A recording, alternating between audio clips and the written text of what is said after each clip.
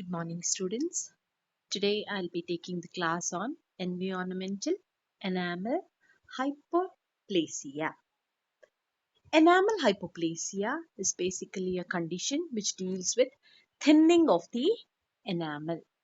We will look into the enamel hypoplasia under the following contents. First, I'll deal with the definition, then classification, etiology, clinical features, radiographic features, management, and references. In definition, first of all, what is enamel hypoplasia? Hypo means less, plasia means production. So, an incomplete or defective formation of organic enamel matrix of teeth. Okay, so whenever we have the reduction in the enamel matrix, whether it is incomplete or defective, then it gives rise to enamel hypoplasia. Types of hypoplasia is, first of all, it can be a hereditary type, such as we see in ectodermal disturbances that occurs during the embryonic development of enamel. The mesodermal components will be normal in this condition because only ectodermal components will be affected. As a result, both the deciduous and the permanent dentition will be involved, and in the tooth only enamel will be involved because enamel is the only ectodermal structure in the tooth. So there are three types of hereditary type of enamel hypoplasia. The first is the hypoplastic type. The second is the hypocalcification type, and the last one is the hypomaturative type of enamel hypoplasia. In the hypoplastic type, there is a defective formation of organic matrix. Formation, plasia is formation. So in the formation level only, if there is a defect, then we call it as hypoplastic type of enamel hypoplasia. If it is calcification, hypocalcification type, then the defect is in the next stage, that is defect in the mineralization of the already laid down organic matrix. Okay. The next is the hypomaturative type. So once the matrix is deposited, then mineralization, and then there will be maturation of the matrix. So hypomaturative type, there will be defective maturation of the matrix. Maturation. The second one is same reasons of enamel hypoplasia, either in the production or in the calcification or in the maturation. If the reason is because of an environmental factor, then we call this condition as environmental enamel hypoplasia. Okay. Usually, if the reason is hereditary, then like I just mentioned, hereditary types, or else it will be environmental type of enamel hypoplasia. This is caused by environmental factors that causes damage to the enamel cells. Either deciduous or permanent teeth are involved, and sometimes a single tooth may be involved, or a group of teeth may be involved, or all the teeth may be involved. Because if it is an environmental reason, the effect is going to be a time specific and a location specific one. So usually we do not get to see all the teeth getting involved. We usually see that only few teeth or one particular set of teeth gets involved.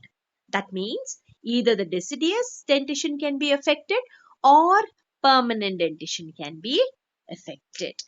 Sometimes a single tooth is involved, or both enamel and dentin are involved in varying degrees. In hereditary type, because the reason was ectodermal disturbance, only enamel gets affected. But in environmental enamel hypoplasia, because it's not specific to any germ layer, it is specific, it is time sensitive, hence both ectodermal and mesodermal structures, that is both enamel and dentin, tend to get affected in this one in varying degrees. Hypoplasia results only if there is an injury occurs during the time of teeth formation or developing, or more specifically during the formative stage of enamel development. In enamel development, we know in the life cycle of ameloblast, formative stage is the third stage of life cycle of ameloblast. So it should be occurring in that particular time. Anything beyond that, you will not see the effect of enamel hypoplasia in them. Okay. Once the enamel is calcified, no such defect can be produced. That is the next stage of formative, that is the maturative stage or the mineralization stage. In this stage, you will not be able to appreciate the damage or the hypoplasia to the enamel. Okay. So the factors, what and all environmental factors could be responsible for causation of hypoplasia? It can be, the most importantly, it can be because of deficiency, nutritional deficiency. Now, which nutritional deficiency can affect the enamel so badly? The tooth, which is a calcified structure, obviously it's going to be vitamin D. So, vitamin D conditions, rickets. That is where we can expect hypoplasia as a part of a component of rickets. You can see that there is hypoplasia of the enamel. Hypoplasia can also occur because of exanthematous diseases. Exanthematous disease are lesions which occur on the exterior of the body, causing eruptions and rashes and urticaria and all that. So as a result or secondary to the infections that has occurred, if there is involvement of the teeth also, then it can result in hypoplasia, a type of hypoplasia of these infections. And remember, these infections should be able to cross the placental barrier so as to reach the fetus so that they can bring about this environmental hypoplasia. Such an example of this is syphilitic hypoplasia, that is hypoplastic enamel, hypoplastic teeth appreciated in syphilitic patients, usually the congenital syphilis. We get to see these changes. Hypoplasia due to hypocalcemia. Vitamin D was a nutritional factor. It is responsible for playing a major role in maintenance and regulation of calcium ions, isn't it? So, hypoplasia, if there is a reduction in the calcium level in the body due to various reasons, then there can be, as a result, there can also be a manifestation of hypoplasia. Hypoplasia due to birth injuries, that is again one of the reasons for enamel hypoplasia. Turner hypoplasia, it affects only one tooth. Dental fluorosis because of excessive amount of fluoride which tends to replace the hydroxyapatite crystal. Calcium in the hydroxyapatite crystal replaces it and becomes fluorapatite crystals. Then tetracycline, drugs such as tetracycline is also responsible for causation of enamel hypoplasia. So the clinical features of enamel hypoplasia can be summarized as mild, moderate and severe. In mild, very few small grooves, pits or fissures on enamel surface will be seen. In moderate, enamel may exhibit rows or deep pits which are arranged horizontally across the teeth surface can be appreciated. A considerable portion of enamel being lost can be appreciated. Now look at this mild, very slight change in the form of discoloration of the teeth. Now look at the moderate one. Apart from discoloration, we can also appreciate that there is lot of horizontal pitting. It should be horizontal, not vertical. When it becomes vertical, you get to see it in fluorosis, not here. Okay, you'll see it horizontally. Now look at it in severe. There is loss of a small part of a tooth or a whole chunk of a tooth will be lost because of the impact of hypoplasia. Now going each one into detail. Hypoplasia that results due to nutritional deficiency. The causes that occurs due to deficiency of vitamin A, C, D, calcium and phosphorus. Age, usually it occurs in 2/3 of this occurs during infancy or early childhood. Conditions where we can expect nutritional deficiency to play a role because of the high demand of the body or because of the poor diet. Sight, usually teeth are formed within the first year of birth, and that is why those deciduous dentition teeth are the ones which will be most commonly affected. Pathogenesis, vitamin D deficiency which occurs in rickets condition due to lack of proper calcification of the organic matrix of enamel is responsible. Appearance, usually you get to see horizontal pitting in rows on the teeth where there is undergoing matrix formation. the time of dietary deficiency or during fever. Color, pitting, pick up stains, hence discoloration is present. So once we talk about discoloration, the enamel is no longer going to be a whitish one. It can be slightly yellowish, brownish, or even blackish for that particular matter. Hypoplasia due to such as viral infections like measles, chickenpox, and bacterial infection like scarlet fever. Okay, so exanthematous diseases can occur both in viral as well as bacterial infections. So it can be in either of them. Pathogenesis, ameloblasts may be affected under increased body temperature. Okay. Syphilitic hypoplasia. So once the ameloblasts are affected, obviously the function of ameloblasts to lay down enamel matrix also gets affected, thereby resulting in enamel hypoplasia. And because these infections are going to be time specific, they're going to last for a week or 15 days maximum, not more than that. So whatever teeth is about to undergo enamel matrix formation in this particular period of time only will be affected. So we cannot expect the generalized effect of this exanthematous disease on the tooth. The third one is extending in the lines of diseases. Syphilis is not an exanthematous disease. It is a bacterial infection, basically a venereal disease transmitted sexually. Okay, so it is very different from the infections that I first spoke. Hence, I'll have to address it separately. Syphilitic hypoplasia, we call it as congenital syphilis. So, when the baby is born from an infected mother, during the parturition, during the passage of the baby in the birth canal, it may acquire this infection. Okay, very high chances are there that this infection can be acquired by the fetus, and hence the syphilitic infection is transmitted from a mother to the fetus, to the baby. So that clinical manifestations will be seen in the form of developmental disturbances, including that of the teeth. The site is maxillary and mandibular permanent incisors and first molars.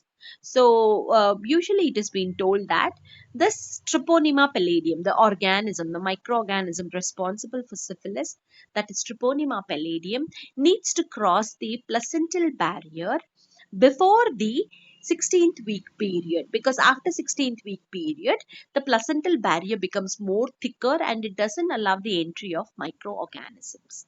So any infection that can be transmitted in the first 16 weeks will result in this infection, and the teeth that are developing during that particular period of time happen to be incisors and molars, because their development, their eruption is almost hand in hand.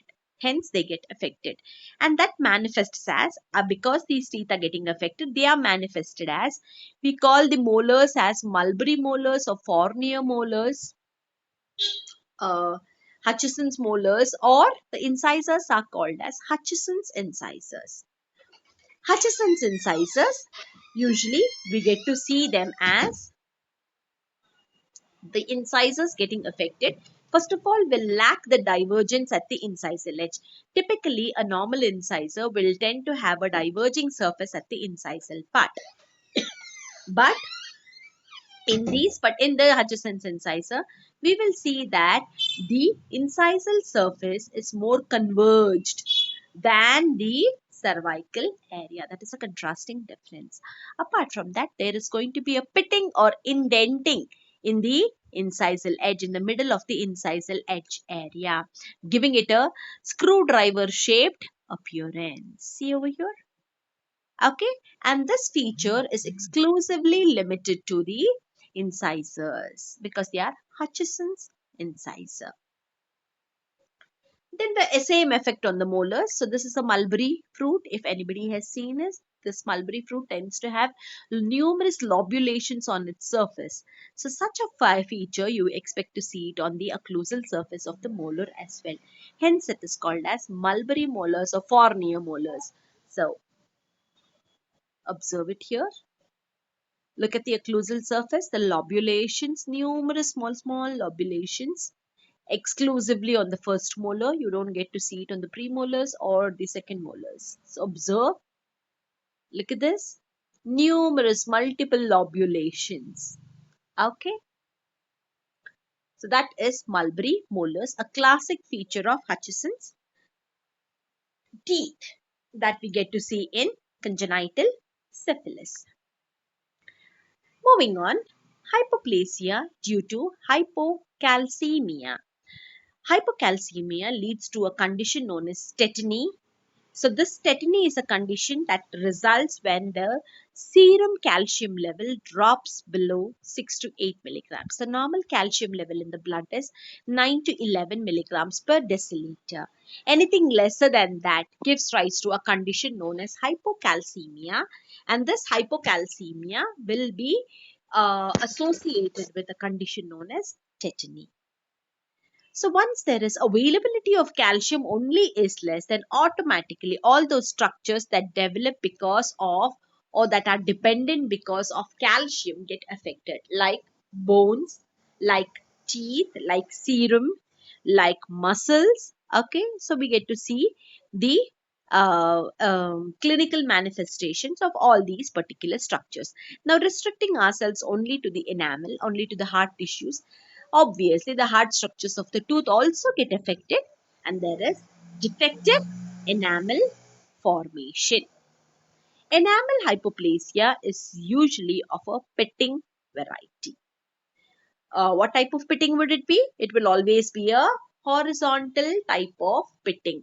Vertical pitting, we see it in fluorosis. All other hypoplasias, we see a horizontal pattern of pitting. Now, hypoplasia due to birth injuries. So, this birth injuries can be characterized as prenatal, that is when the fetus is inside the womb. A lot of trauma, it can be subjected to a lot of trauma, either in the form of an accidental fall by the mother or an unexpected trauma purposefully intended towards the womb, any of those reasons. Okay, prenatal. Marked enamel hypoplasia affects enamel of maxillary primary incisors.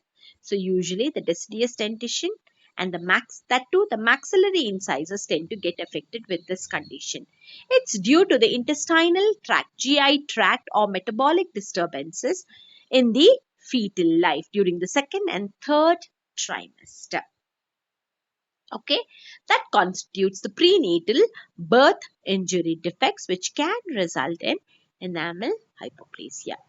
Neonatal one, neonatal means recently born, because most of the tooth develop partly when they are inside the womb and partly after the birth of the baby.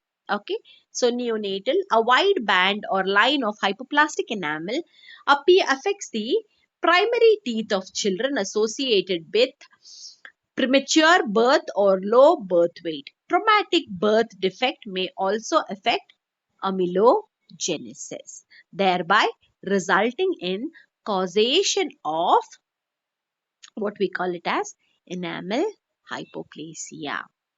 Turner's hypoplasia. So Turner's tooth, and one more form of birth injury that can be possible is use of forceps during the delivery process. Okay, normal delivery or cesarean section, sometimes additional aids such as a forceps will be required to hold the head of the baby and pull it out of the track.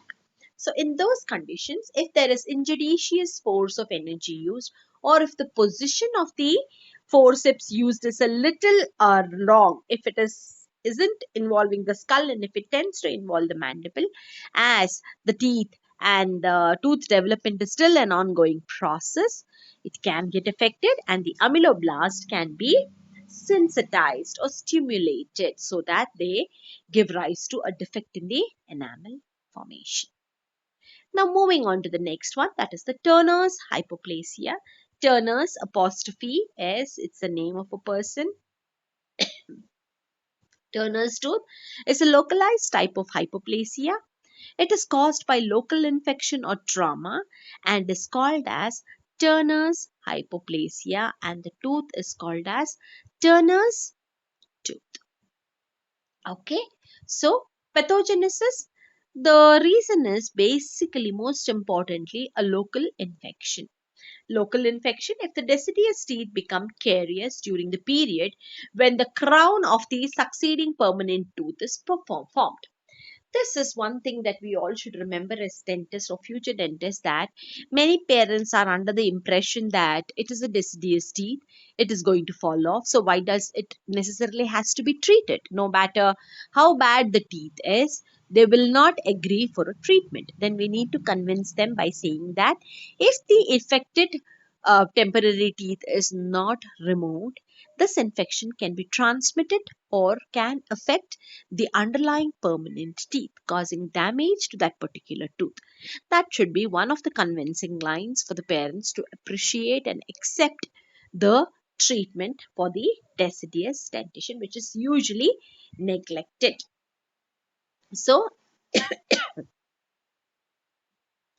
if the deciduous teeth become carious during the period when there is a crown of the succeeding permanent tooth is formed, then bacterial infections involving periapical tissues will ensue.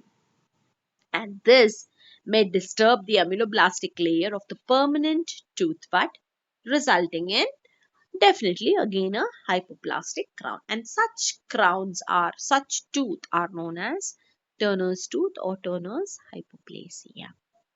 Trauma, when deciduous teeth have been driven into alveolus and have disturbed the permanent bud while the permanent tooth bud is still being formed, then resulting injury leads to yellowish or brownish stain of enamel, usually on labial surface or as true hypoplastic pitting effect.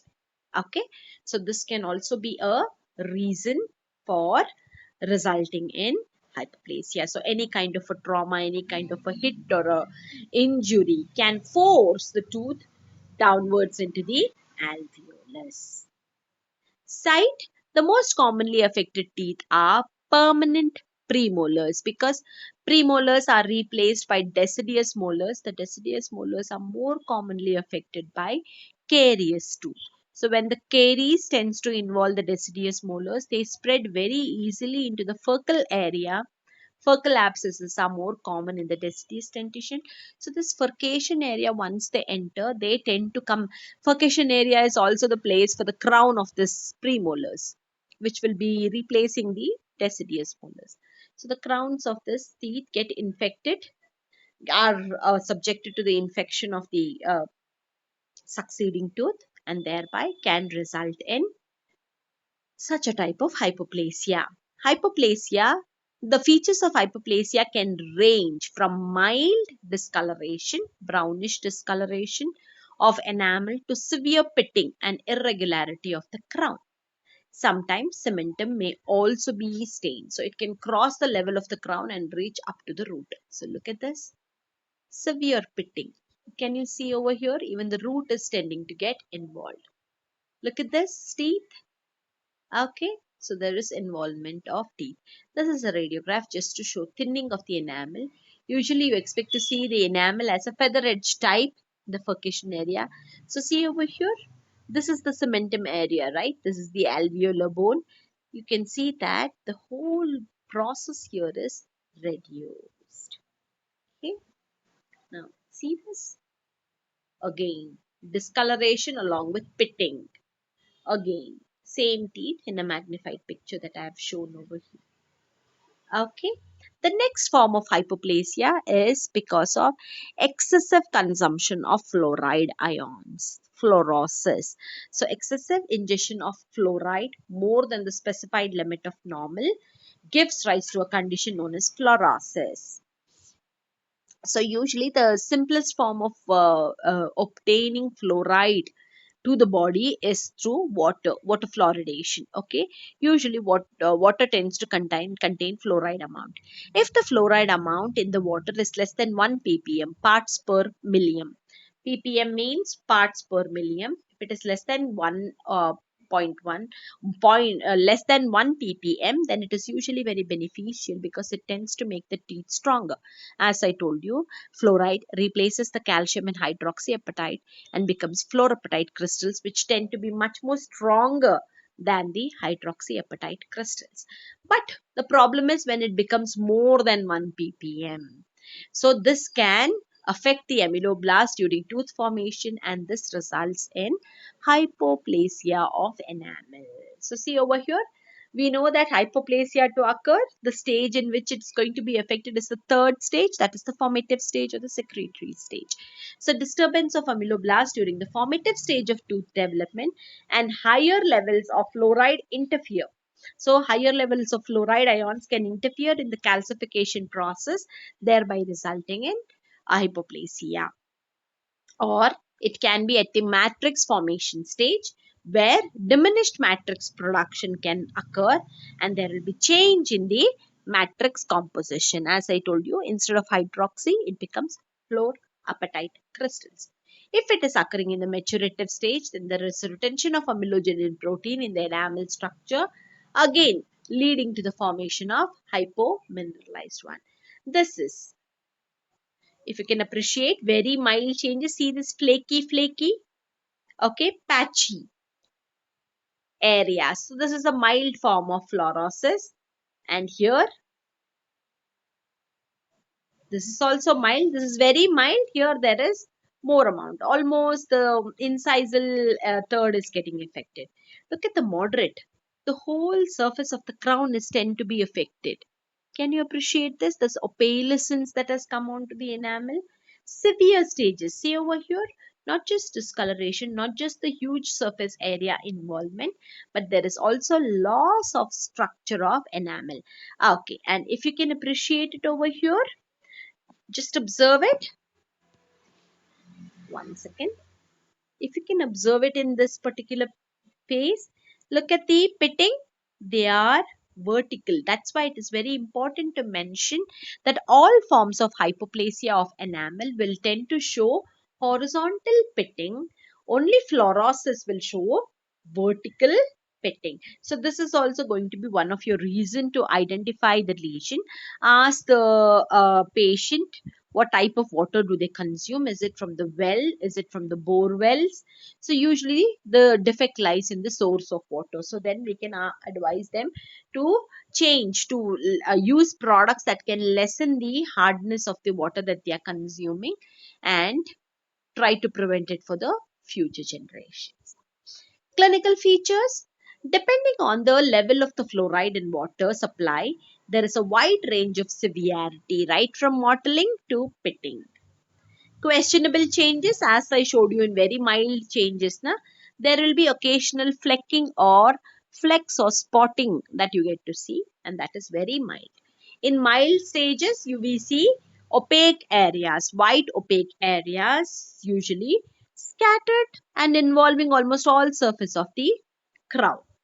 Moderate to severe changes, you see pitting, you see staining, brownish staining of the enamel, and corroded appearance of teeth can also be present. So instead of the teeth becoming harder, it becomes weaker. So it is more prone to trauma by fracture.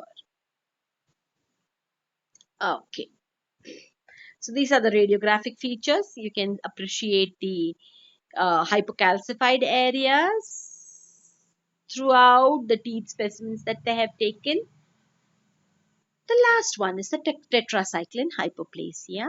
This is one of the contraindications of advising tetracycline to pregnant women and lactating women, and to kids who are still in the time of tooth development. Okay, so pathogenesis, it may be incorporated in calcified enamel matrix by formation of a tetracycline calcium orthophosphate complex. Color of the teeth usually ranges from yellow to brown, and varying degrees of hypocalcification exist. Prevention. Tetracycline should not be advised in children less than 8 to 10 years of age. It is contraindicated because teeth development is still an ongoing process in this particular stage, and we do not want tetracycline to be interacting with the tooth development. Okay. So tetracycline should not be administered during pregnancy as well as during lactation. So just observe, probably when the tooth was when the tetracycline was advised, the development of this teeth was complete. But look at the others. Can you appreciate this? Brownish discoloration, pitting and all that that is present. Treatment of enamel hypoplasia is usually individualized. What we cannot make hypoplasia go away, so the best way to protect it is by shielding it from outside in the form of aesthetic maintenance, in the form of veneers and composites. As field of aesthetics has seen a drastic change now, and an excellent transformation can be achieved. Okay, for anterior teeth, usually use superseals, desensitizing agents if required, depending upon how much of the tooth is being lost. Aesthetic concerns alone, then go ahead with composites or veneers, single layer veneers, double layer veneers, and all are present. For posterior teeth, it's not just about aesthetics, it's also about function, because most of the mastication occurs from the back teeth. If the teeth is not strong, then it's not going to be possible. Hence, go ahead and replace the crown, provided you have that much material. If you do not have tooth material, build it up. Post and core is there, implants are there, use whatever modality you want. Try to build up the interior of the tooth and then construct a crown on top of it. Crowns also, you can have metallic crown or metallic infused acrylic crowns or metallic infused porcelain crowns, gold metal crowns. So whatever, lot of options is there in that particular area. Okay, so with that, I kind of end my class. Thank you for your patient hearing.